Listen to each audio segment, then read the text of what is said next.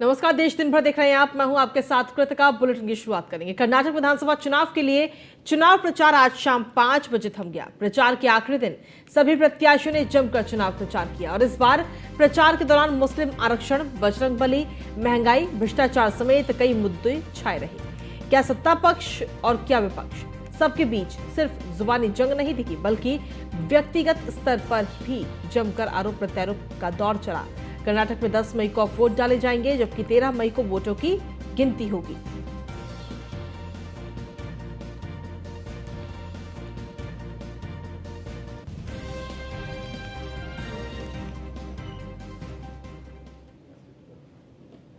जंतर मंतर पर पहलवानों के धरने का आज 16वां दिन है। संयुक्त किसान मोर्चा ने पहलवानों के समर्थन में राष्ट्रव्यापी आंदोलन का भी ऐलान किया है। 11 से 18 मई तक जिला मुख्यालयों पर विरोध प्रदर्शन होगा। डब्ल्यूएफआई के अध्यक्ष ब्रजभूषण सिंह की गिरफ्तारी की मांग लगातार करते हुए नजर आ रहे हैं।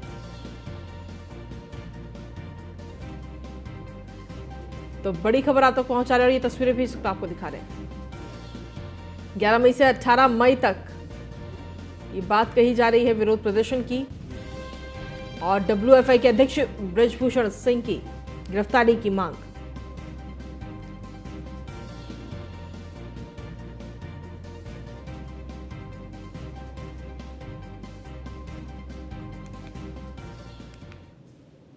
अगली खबर दिल्ली से, जहां पर पूर्व डिप्टी सीएम मनीष सिसोदिया की कोर्ट में आज पेशी हुई और इस दौरान राउस एवेन्यू कोर्ट में मनीष सिसोदिया पेश हुए। 14 दिन के लिए मनीष सिसोदिया की न्यायिक हिरासत और बढ़ा दी गई है। अब मनीष सिसोदिया 23 मई तक न्यायिक हिरासत में रहेंगी।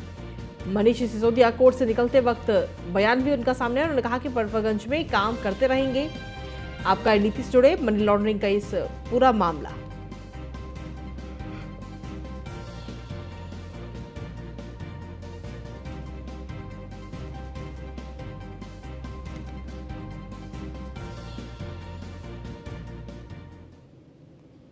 और अगली खबर दिल्ली से, जहां पर बाहुबली आनंद मोहन की रिहाई के मामले में अब रिहाई के खिलाफ याचिका पर सुप्रीम कोर्ट ने नोटिस जारी किया है। बिहार सरकार और आनंद मोहन को यह नोटिस जारी किया गया है जिसमें सुप्रीम कोर्ट ने कहा कि 2 हफ्ते में जवाब देना होगा। बिहार सरकार से रिहाई से जुड़े रिकॉर्ड देने के लिए कहा है। दिवंगत आईएएस जी कृष्णैया की पत्नी ने यह याचिका दाखिल की है।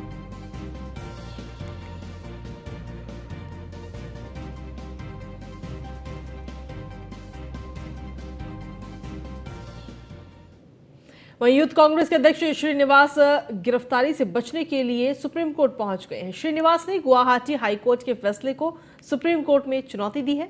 हाईकोर्ट ने श्रीनिवास की अग्रिम जमानत याचिका खारिज कर दी थी। श्रीनिवास की ओर से मामले पर जल्द सुनवाई का आग्रह अब सुप्रीम कोर्ट में किया गया और सुप्रीम कोर्ट में 15 मई को श्रीनिवास की याचिका पर सुनवाई होगी। तो यूथ कांग्रेस अध्यक्ष श्रीनिवास की गिरफ्तारी के इस पूरे मामले में अब ये पूरा मामला सुप्रीम कोर्ट पहुंच चुका है, जहां सुप्रीम कोर्ट में 15 मई को सुनवाई होगी।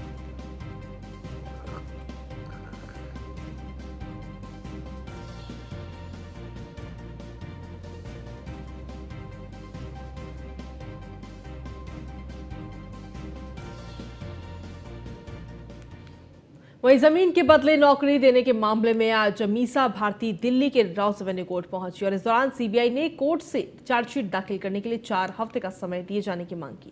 राउस एवेन्यू कोर्ट ने सीबीआई को सप्लीमेंट्री चार्जशीट दाखिल करने के लिए समय देते हुए मामले की अगली सुनवाई 1 जून को तय कर दी है। वहीं इस मामले में लालू यादव और राबड़ी देवी को भी कोर्ट पहुंचना था लेकिन वो कोर्ट नहीं पहुंचे। वहीं बता दें कि मामला साल 2004 से 2009 के बीच का है। इस दौरान लालू प्रसाद यादव केंद्र में रेल मंत्री थे। आरोप है कि ग्रुप डी की बहाली में इस दौरान जमकर धांधली की गई। लोगों को रेलवे में गलत तरीके से नौकरी दी गई और इसके बदले में उनकी जमीन लिखवा ली गई।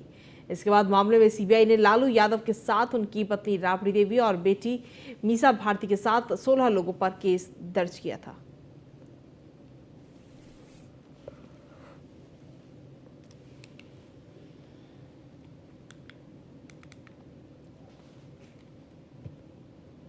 अगली खबर दिल्ली से, जहां पर सुप्रीम कोर्ट से यूट्यूबर मनीष कश्यप को झटका लगा। सुप्रीम कोर्ट का मनीष कश्यप की याचिका पर सुनवाई से इनकार कर दिया गया है। सुप्रीम कोर्ट ने मनीष कश्यप को राहत के लिए हाईकोर्ट जाने के लिए कहा है। सुप्रीम कोर्ट ने कहा है कि तमिलनाडु एक शांत राज्य है। मनीष कश्यप एनएसए और दूसरी राहत के लिए याचिका दाखिल करें।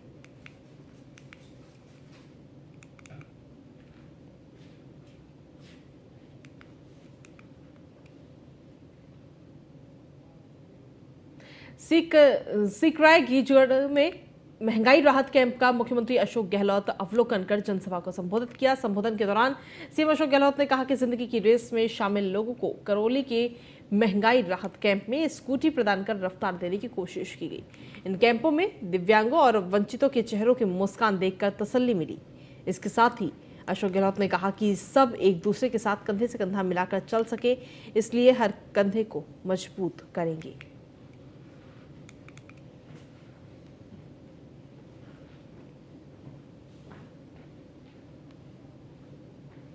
वहीं कर्नाटक में होने वाले चुनाव पर केंद्रीय गृह राज्य मंत्री नित्यानंद राय ने कहा कि भारी मतों से कर्नाटक में बीजेपी की सरकार बनेगी। जिस तरह से प्रधानमंत्री नरेंद्र मोदी ने पूरे देश में काम किया है, उसको देखते हुए कर्नाटक में होने वाले विधानसभा चुनाव में भारतीय जनता पार्टी को अविश्वसनीय बहुमत वहां के लोग देंगे।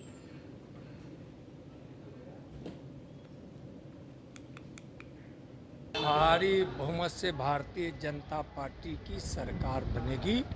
नरेंद्र मोदी जी के नाम और काम लोगों के मन में है।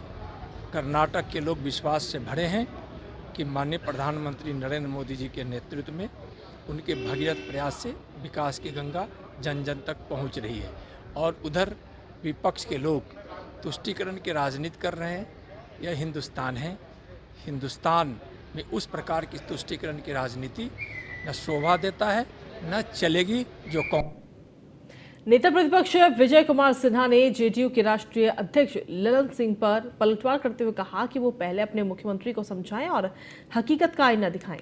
जब बिहार के 2 जिले सासाराम और नालंदा हिंसा में जल रहा था, तो उस समय बिहार के मुख्यमंत्री नीतीश कुमार क्या कर रहे थे? वो विपक्षी एकजुटता के बहाने देश के भ्रमण पर निकले हुए थे।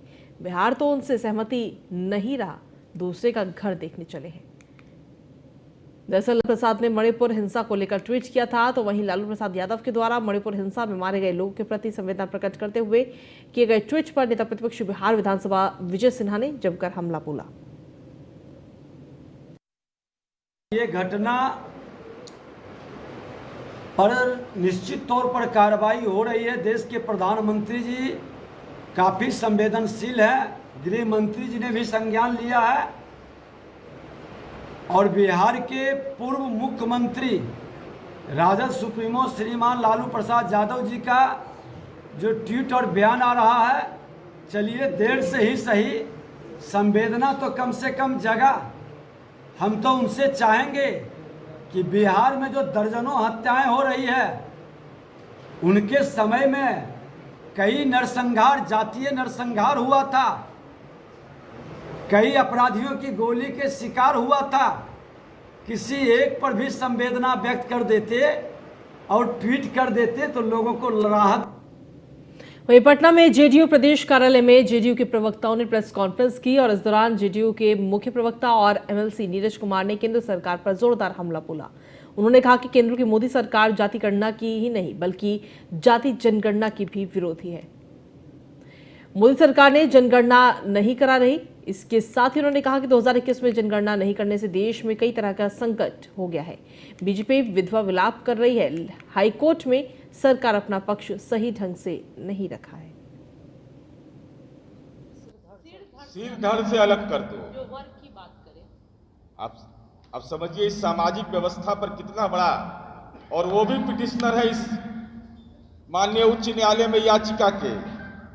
इनका जन्म टिप्पण देखिए कि भारतीय जनता पार्टी की सरकार के दौरान एनसीईआरटी के बुक्स का इन्होंने संपादन किया है और यह कहते हैं कि वर्ण व्यवस्था जन्म के आधार पर उसे सर धड़े से अलग कर दिए। आपराधिक कृत करने की बात कहते हैं जो अलीगढ़ मुस्लिम यूनिवर्सिटी में इतिहास विभाग में कार्यरत है। और ये जान लीजिए, Delhi institute of heritage research and management के साथ अभद्र व्यवहार करने के आरोप में इनको पद से हटा दिया गया था। लेकिन 56 इंच का सीना जब देश का प्रधानमंत्री बने तो नवंबर 2014 में इनको पुनः। अगली खबर बिहार के भागलपुर से है, जहां के नवगछिया में चल रहे 5 जगहों पर कटाव निरोधी कार्यों को भागलपुर सांसद अजय मंडल द्वारा स्थलीय निरीक्षण किया गया, जहां निरीक्षण के दौरान भारी अनियमितता पाई गई। तो वहीं सांसद के निरीक्षण के दौरान आपदा प्रबंधन विभाग के एडीएम विकास कुमार, नवगछिया बाढ़ नियंत्रण प्रमंडल कार्यपालक अभियंता और वहीं अधिकारियों को कटाव निरोधी कार्यों में पाई गई अनियमितताओं को 3 दिनों के अंदर ठीक करने के निर्देश इस वक्त दिए गए हैं।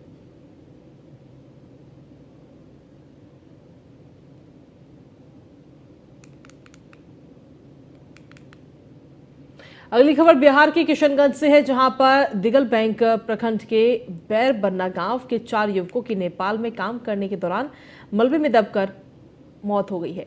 बताया जा रहा है कि चारों युवक नेपाल के पहाड़ी क्षेत्र के फिकल जिले में मजदूरी का काम कर रहे थे। इस दौरान अचानक पहाड़ खिसकने से चारों युवक भूस्खलन के मलबे में दबकर उनकी मौत हो गई। घटना के बाद नेपाल प्रशासन शवों को मलबे से बाहर निकालने में जुटे हुए हैं। तो वहीं मृतकों की पहचान किशनगंज जिले के दिगल बैंक प्रखंड के बैरबन्ना गांव के तौसीब आलम, अलीमुद्दीन, मुजफ्फर आलम और अब्दुल कलाम के रूप में हुई। सभी की उम्र 20 से 25 साल के बीच बताई जा रही है। घटना की सूचना के बाद युवकों के गांव बैरबन्ना में चीख पुकार मच गई और परिजनों का रो रो कर बुरा हाल है।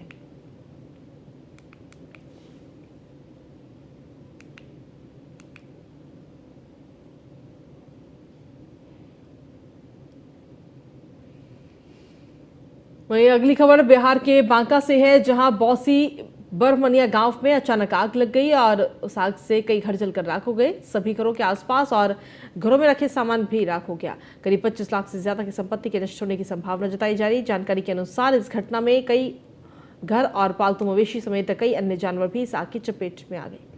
इसके साथ ही भीषण आग ने घर में पड़ी बोलेरो और बाइक भी जलकर खाक हो गई।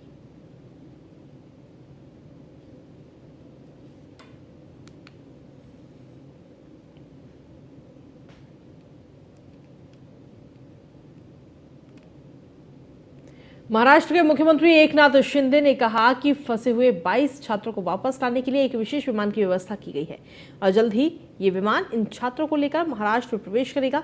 महाराष्ट्र के मुख्यमंत्री कार्यालय से आधिकारिक बयान के अनुसार शिंदे के मणिपुर में फंसे छात्रों से फोन पर बात की और उन्हें हर संभव मदद का आश्वासन दिया।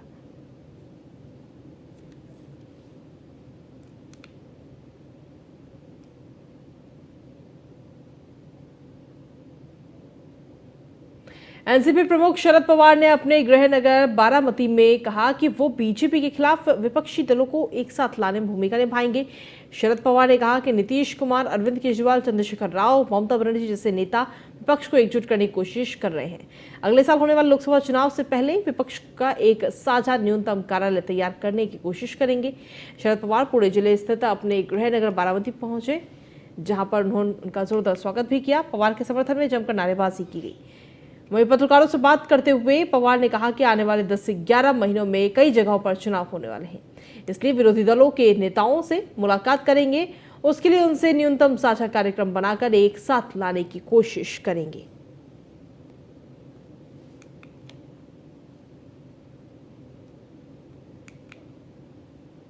यूं तो शिवसेना उद्धव बाला साहेब ठाकरे महाविकास अघाड़ी का हिस्सा है, लेकिन पिछले कुछ दिनों से वो राष्ट्रवादी कांग्रेस पार्टी के प्रमुख शरद पवार पर लगातार निशाना साध रही है।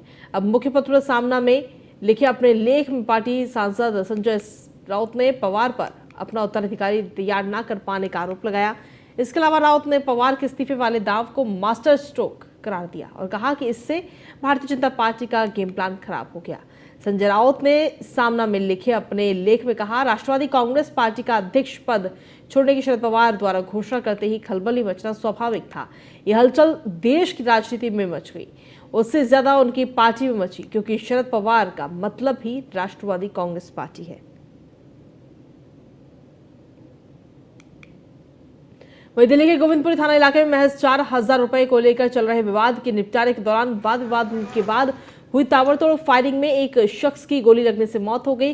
मृतक की पहचान अनस अहमद के रूप में हुई। फायरिंग की घटना से गुस्साए लोगों ने हमलावरों की हुंडई क्रेटा गाड़ी को क्षतिग्रस्त कर दिया, जबकि हमलावर समेत 3 अन्य लोगों की भी भीड़ ने पिटाई कर दी। दरअसल पीसीआर कॉल से मिली थी एक शख्स को गोली मारने की सूचना।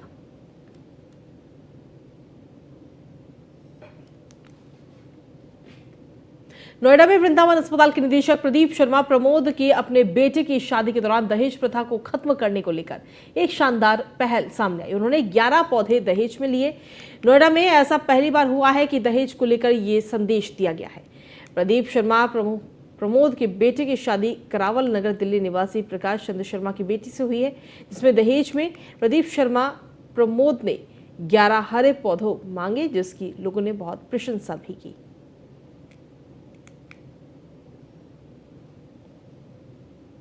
वहीं अमृतसर के हेरिटेज स्ट्रीट में विस्फोट के बाद काउंटर इंटेलिजेंस से AIG और IG जांच करने पहुंचे। दरअसल हेरिटेज रोड पर जोरदार धमाका हुआ था, जिसमें एक व्यक्ति गंभीर रूप से घायल हुआ था। पुलिस जांच के दौरान पुलिस को घटनास्थल से कुछ संदिग्ध वस्तुएं बरामद हुई हैं।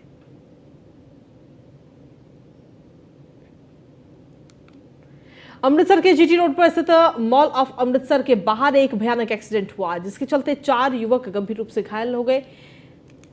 घायल हुए लोगों को उपचार के लिए अस्पताल में भर्ती कराया गया। वहीं बताया जा रहा है कि सड़क और BRTS लेन में लाइट न लगी होने के कारण यह हादसा हुआ। वहीं पुलिस का कहना है कि युवकों की गाड़ी की रफ्तार ज्यादा होने के कारण यह हादसा हुआ।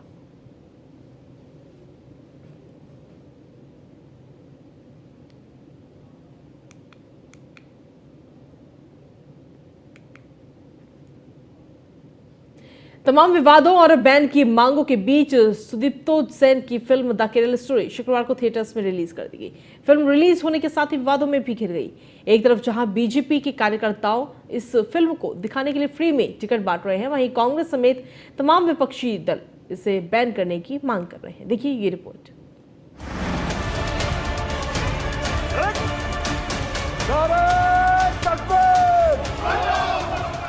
कश्मीर फाइल्स के बाद द केरल स्टोरी को लेकर सोशल मीडिया पर विवाद थमने का नाम नहीं ले रहा है। केरल स्टोरी सिल्वर स्क्रीन पर रिलीज होने के बाद विवादों के बॉक्स ऑफिस पर बम्पर हिट साबित हो रही है। इस फिल्म में विवाद की वजह उसकी कहानी है, जिसे कई सच्ची कहानी से प्रेरित बताया जा रहा है। शौहर कबूल है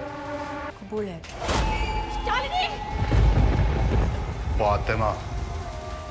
द केरल स्टोरी 5 मई को रिलीज हो गई। ये फिल्म लव जिहाद पर आधारित है। इसी बात को गांठ बांधकर तमाम राजनीतिक संगठन विवाद के अखाड़े में कूद गए हैं। कुछ राजनीतिक दल इस फिल्म को खुला समर्थन दे रहे हैं, तो वहीं कई दल विरोध में उतर आए हैं। द केरल स्टोरी को लेकर विवाद इस तरह बढ़ता जा रहा है कि लोग इसकी तुलना विवेक अग्निहोत्री की फिल्म द कश्मीर फाइल से करने लगे हैं। This is a global agenda. हमारे एक्स चीफ मिनिस्टर ने बोला है कि अगले 20 साल में केरला इस्लामिक स्टेट बन जाएगा। बात की जाए तो फिल्म सुप्रीम कोर्ट भी पहुंच गई है, लेकिन सुप्रीम कोर्ट ने केरल फाइल्स पर रोक लगाने से साफ इनकार कर दिया। फिल्म के प्रोड्यूसर अमृतलाल शाह, डायरेक्टर सुदीप्तो सेन का दावा है केरल की 32,000 महिलाएं गुमशुदा हैं, जिनका धर्म परिवर्तन कराकर आईसिस में शामिल कर दिया। इसके अलावा फिल्म की स्क्रीनिंग रोकने के लिए केरल हाईकोर्ट में याचिका लगाई गई थी, लेकिन केरल हाईकोर्ट ने याचिका को खारिज कर दिया। हालांकि सेंसर बोर्ड ने इस फिल्म पर 10 कट लगाए हैं और कुछ डायलॉग भी इस फिल्म से हटा दिए गए हैं। अब ये फिल्म A सर्टिफिकेट के साथ रिलीज हुई है। Allah always protects us. Are you trying to say only Allah protects? Film में लव जिहाद, धर्मांतरण के जरिए आतंकवाद के लिए लड़कियों को आईसिस के गढ़ में भेजने की कहानी दिखाई गई है। एक तरफ जहां राइट विंग का दावा है कि केरल की सच्चाई पहली बार सामने आई है, वहीं दूसरा पक्ष कह रहा है केरल की छवि को खराब किया जा रहा है और नैरेटिव तैयार किया जा रहा है। इसकी लीड एक्ट्रेस अदा शर्मा है। केरल स्टोरी के ट्रेलर की शुरुआत एक हिंदू परिवार की कॉलेज स्टूडेंट शालिनी उन्नीकृष्णन से होती है। फिल्म का ट्रेलर बताता है कि इस तरह शालिनी को लव जिहाद में फंसाया जाता है, उसके बाद कैसे उसका ब्रेन वॉश किया जाता है। फिल्म में उन लड़कियों की कहानी है जो नर्स बनना चाहती थीं, लेकिन आईसिस की आतंकी बन गई। केरल के मुख्यमंत्री P विजयन समेत तमाम विपक्षी नेताओं ने फिल्म को लेकर ऐतराज जताया है। फिल्म की स्क्रीनिंग दिल्ली के JNU में भी हुई, जहां स्क्रीनिंग से पहले छात्रों ने हर हर महादेव और वंदे मातरम के नारे लगाए। वहीं लेफ्ट के छात्र संगठन फिल्म के विरोध में प्रदर्शन करते नजर आए और फिल्म पर केरल से दिल्ली तक, कर्नाटक से यूपी तक सियासत तेज हो गई है। सियासत इस तरह से गर्म हो गई है कि इस फिल्म को तमिलनाडु में बैन कर दिया गया। पहले से ही सुर्खियां बटोर चुकी film the Kerala story box office पर रिलीज हो चुकी है, लिहाजा अब कसौटी पर इसकी लोकप्रियता है। सवाल है, फिल्म को जितनी चर्चा मिली है, क्या उतने दर्शक भी मिलेंगे? फिल्म की थीम पर डिबेट करने वाले क्या सिनेमा हॉल की खिड़की तक पहुंचेंगे? और क्या द कश्मीर फाइल्स की तरह देश के अंदर जगह जगह इसके भी विशेष प्रदर्शनों का आयोजन होगा? न्यूज़ 1 इंडिया के लिए ब्यूरो रिपोर्ट। उत्तराखंड के विकासनगर के बाजार में फुटपाथ पर हो रहे अतिक्रमण को लेकर पुलिस के द्वारा अभियान चलाया गया। फुटपाथ पर रखे दुकानदारों के सामान को हटवाया गया, तो वहीं पुलिस प्रशासन के द्वारा दुकानों के आगे लोडिंग और अनलोडिंग वाहनों को भी हटवाया गया, जिसको लेकर व्यापार मंडल के पूर्व अध्यक्ष मनोज अग्रवाल और विकासनगर पुलिस के एसएसआई भुवन चंद्र पुजारी के बीच तीखी नोकझोंक भी हुई। ये तस्वीरें देखिए।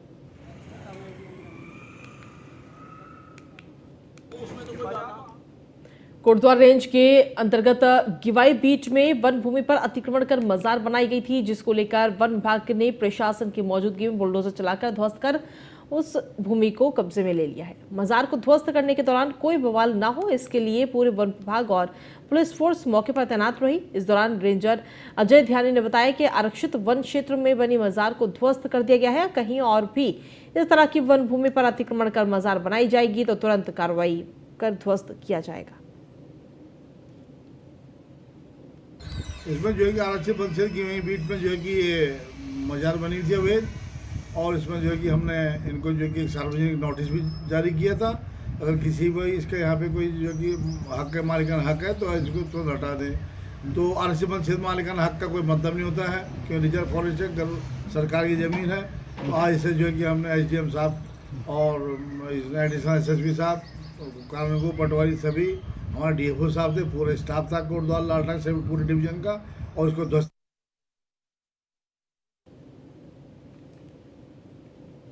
तो वन भूमि पर अतिक्रमण कर ये मजार बनाई गई थी, जिसको ध्वस्त कर दिया गया है। और सीधे तौर पर यह मैसेज भी दिया गया कि जो वन की भूमि है उस पर किसी भी प्रकार का कोई भी अतिक्रमण ना किया जाए।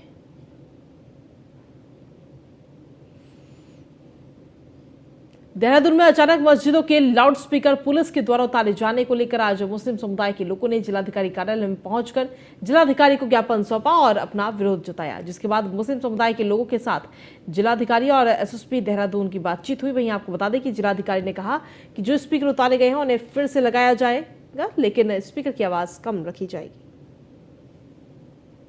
कुछ पुलिस वाले ज्यादती कर रहे थे कि भाई माइक उतारो, उससे जो है ना पब्लिक में एक रोष था, समझे, क्योंकि माइक में अजान होती है और आवाज़ उस अजान से दूसरों को फ़ायदा पहुंचता है। उससे वो एक कॉल है ताकि लोग इबादत के लिए आएँ, नमाज के लिए आएँ, तो उसका उतरना ठीक नहीं होता, समझे। इसलिए हमने वो विज्ञापन सौंपा उनको।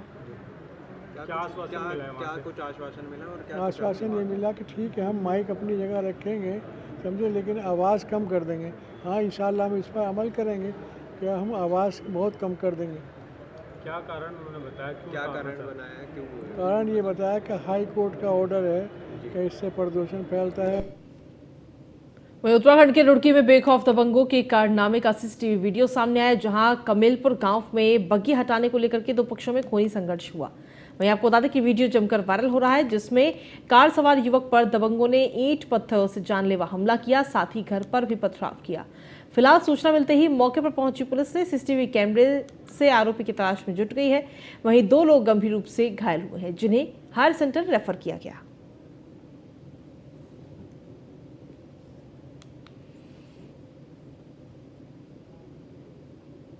हरिद्वार में जिला प्रशासन ने अवैध अतिक्रमण हटाने के अभियान में तोड़ी जा रही मजारों और मंदिरों के मामले में जिले के सभी 5 कांग्रेस विधायकों ने रोशनाबाद स्थित डीएम कैंप कार्यालय पहुंचकर विरोध जताया। कांग्रेस विधायकों के अनुसार जिला प्रशासन अवैध अतिक्रमण हटाने के अभियान में कई ऐसे मंदिरों और मजारों को निशाना बना रहा है, जो कि सैकड़ों सालों से लोगों की आस्था का केंद्र है।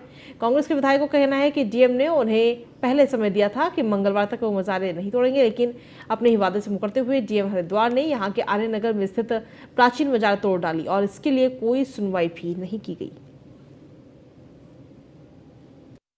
सम्मानित जनप्रतिनिधि हैं और सम्मानित जनप्रतिनिधियों से इन्होंने समय लिया था, सभी को समय दिया गया था।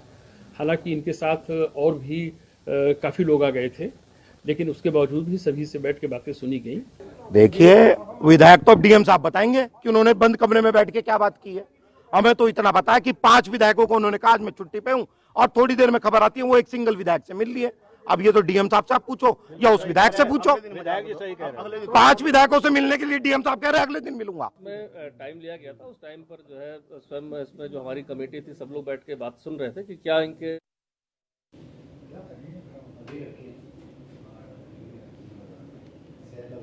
और खबरों का सिलसिला न्यूज़ रूम पर यूं ही लगातार जारी। फिलहाल देश दिन भर में इतना ही। नमस्कार।